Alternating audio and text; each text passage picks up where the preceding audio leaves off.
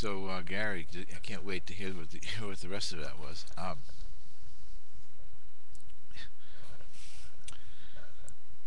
Same old, coming back at you here. Okay. Um, let's see. You're aware there is such a thing as a monetary system, right, Gary? There is a monetary system. Okay. And money, the supply of money, and the use of money are related to the monetary system. This system of money. Okay. Now, if you accept that there is such a thing as a monetary system and a money system, and a system of money that includes a quantity of money, okay, then you have to understand that there is a certain quantity of money that is ever changing in the economy. Quantity of money, okay? Not assets, okay? It's not related to the assets in any way. It's the quantity of the money. Now, at any given point in time, the quantity of the money is going to change, okay? To provide for the growth in the economy and the population and the wants and needs of the people. They will generate more consumption and production, okay? They need to have enough money to do that. So if there's going to be an increase in the economy, okay, I don't care if you might use the GDP or you don't want to make something up to use, it doesn't matter, okay? But there's going to be a growth in the economy, okay? And in order for that growth to happen and be fair to the rest of the world, that is to say, to preserve the stability of the pricing of the goods and services that are being exchanged in the economy, we need to increase the money supply along with that increase in goods and services, okay? Now, how do we increase the money supply? Okay? The way we increase the money supply is we allow the banks to create the new money. Okay? Now, in theory, the money supply is being managed by the Fed using its functions of setting interest rates to determine the amount of borrowing, because all money is created as a debt. That happens in the economy, and if they want the amount of borrowing and the amount of new debt money to increase, they reduce interest rates until what happens? There's a certain level of increase in the economy, and then what? Then they raise interest rates so that there's not too much. So that insane mechanism that we take for granted, that happens every day, every month anyway, every couple of weeks, is the mechanism by which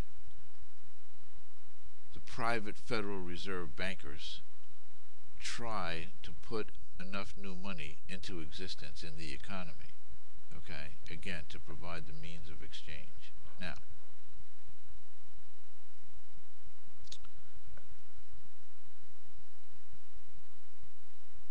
if it's the right amount of money, there will be neither inflation nor deflation, okay?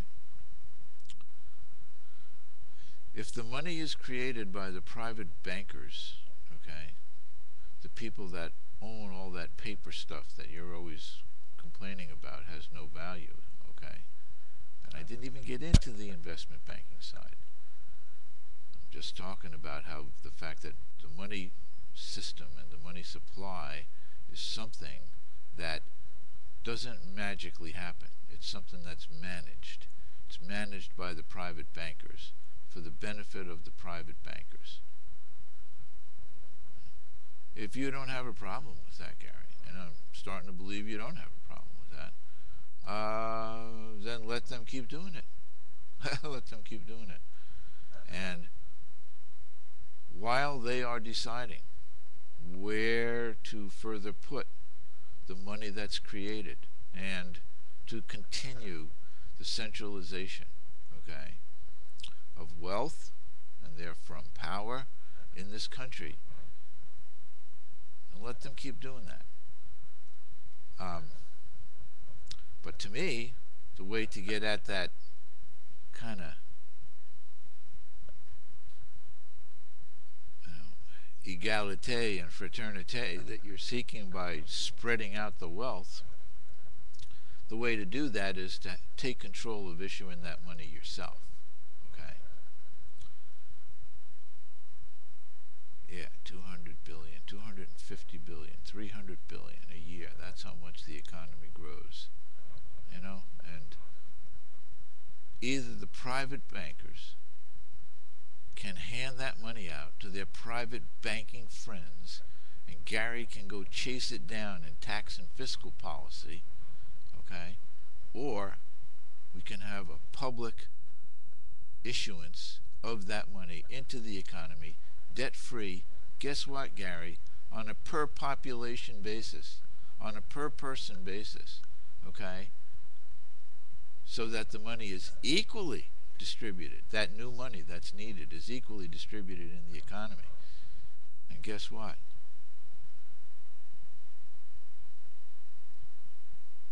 A lot of that continued centralization of power, the centralization of wealth, the ability for that to continue to happen is severely diminished.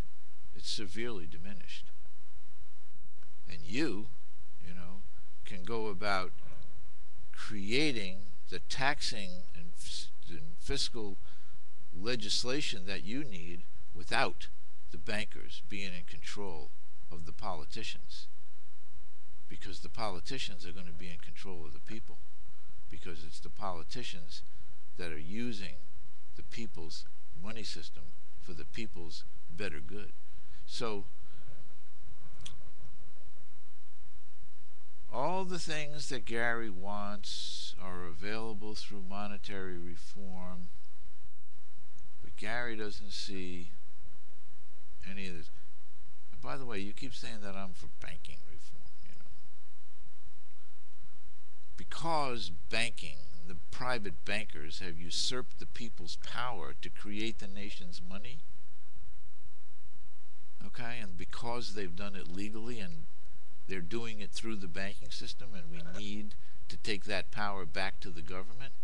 That's the extent of banking reform. I'm not in favor of banking reform except to get the power to create the money back from the bankers. I want the bankers to be as free, and away from the government's intervention as they can be. It's not about banking reform. This is about monetary reform. There's a system of money. Okay? There will be a system of money. There will be monetary policy. There will be monetary policy targets. Okay?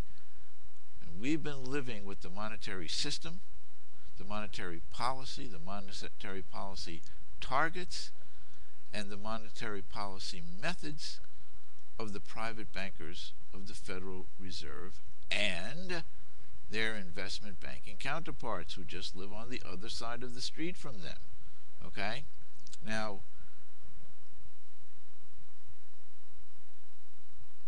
there's clearly more danger been done by the investment banking side in this iteration of the financial collapse, to be sure. And you correctly question the value that they're bringing to the marketplace. But what are we going to do about it? Tax that wealth?